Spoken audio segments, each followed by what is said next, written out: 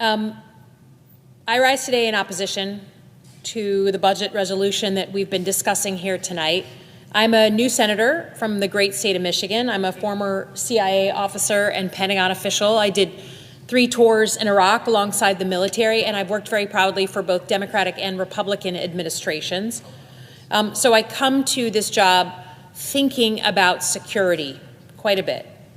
I really understand my job as one where I'm meant to protect the physical security of my constituents and the economic security of my constituents. And what I mean by that, when I think about that, is first on physical security. You can't do anything if you're not safe in your home, in your neighborhoods, in your country.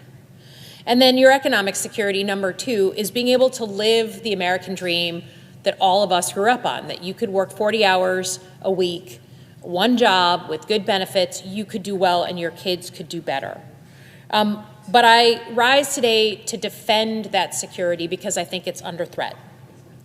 We know that the majority is crawling all over the federal government looking for $6 trillion in cuts, right? They've been open about that. That's not a hidden thing. They are looking for $6 trillion in every couch cushion they can find because they are preparing a major tax bill with all kinds of tax giveaways to the wealthiest Americans. And in that process, they have put us on a dangerous path with this budget resolution. It adds billions to our national debt. So let's dispense with the idea that the Republicans are deeply concerned about our national debt. You cannot say that and in the same breath support this proposal. And then, in addition, it guts programs that we all rely on, again, for our physical and economic security, with no regard for those 2 things. Of course, this does nothing to get at the things that President Trump said he was running on, right? He ran very loudly on lowering costs for the average Americans, making things easier to manage. There is no connection between this search for $6 trillion and lower prices for the average person.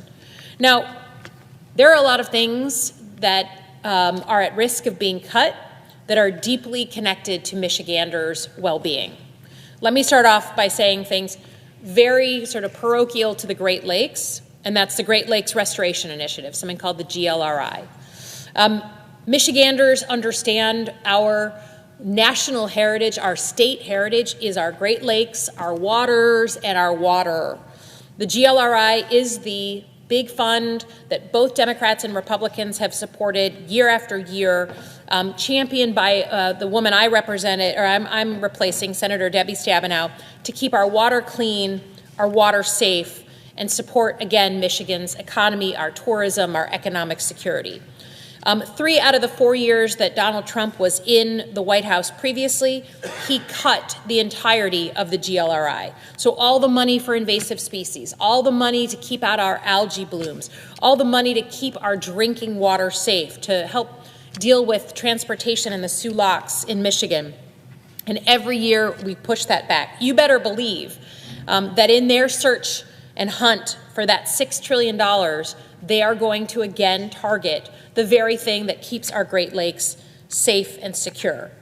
The Gordie Howe Bridge. We are about to open up the largest commercial border bridge in the history of our country. It's named after Gordie Howe, who was a Canadian hockey player who played for the Red Wings. The Canadians have paid for this bridge. It is set to open in September because our current bridges and tunnels cannot handle the sheer volume of traffic going across the bridges and tunnels every day. How are we going to staff that if we're sending federal workers home? How are we going to support that bridge, which will allow you to drive from Montreal to Miami without stopping for a single street light, if we can't support hiring of new federal workers and we're sending our federal workers home? Border security is obviously a priority, especially for a border state. But how do we do that without throwing the baby out with the bathwater? And then we have things that have been affecting Michigan now for the past year plus, bird flu, right? Avian flu. We've got geese now showing up dead all over the state of Michigan. We see the bird flu transiting between species. That is never a good sign. That means it's mutating, it's changing, it's getting stronger, and egg prices as a consequence are the highest ever in American history. But instead of dealing with that problem head on, as a responsible administration would, they are cutting people who are working on avian flu, monitoring, who are helping to understand how we prevent the spread of yet another biohazard. And the people who are doing that are getting pink slips. The administration has now terminated people just, again, to rehire them. Can you imagine the morale of our federal workers who are supposed to be keeping us safe right now? And then we have our primary industry in Michigan, which is the auto industry. The automotive industry is our heritage as well. It's fundamental to our state economy, and my priority, my job as a senator in this state is to make sure that the auto industry, the tier 1 and tier 2 suppliers, that continues to be the basis for a strong middle class, the foundation for a strong middle class in Michigan. What deeply worries me right now is we've got unelected billionaires who are monkeying around with our industry, our principal industry in the state of Michigan. Mr. Musk, it has to be said, runs a competitor to the Michigan-based auto industry.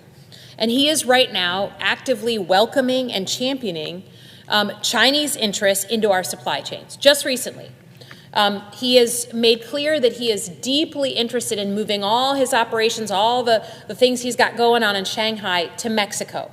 He wants to create an easier backdoor for those Chinese companies to supply him, to supply other autos, to build those cheap vehicles, and then use NAFTA to bring them into the United States easily.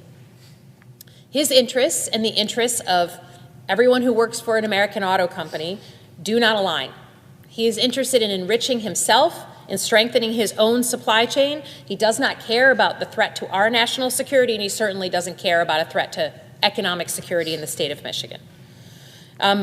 I think this is an important thing to highlight as we think about this budget resolution that's been presented to us.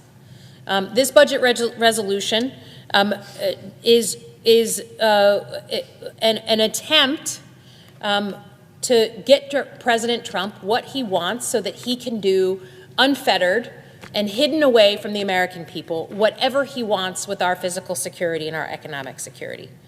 It is something that I think many of us feel is being jammed through. Now, it's hard to understand what's happening. There's chaos among the Republicans. The president says he wants one bill. The House says they want one bill. The Republicans here say they want two bills. It's unclear what exactly is happening. They're trying to figure it out. But in the meantime, all we can do here is defend our economic and physical security. That is our job. My fear is that past is prologue. The administration's approach is going to be reflected in this budget, and American citizens are going to find out months later about the cuts to programs they care about, to things that Michiganders depend on, and I believe that's the wrong approach. So thank you, Mr. President. I yield back.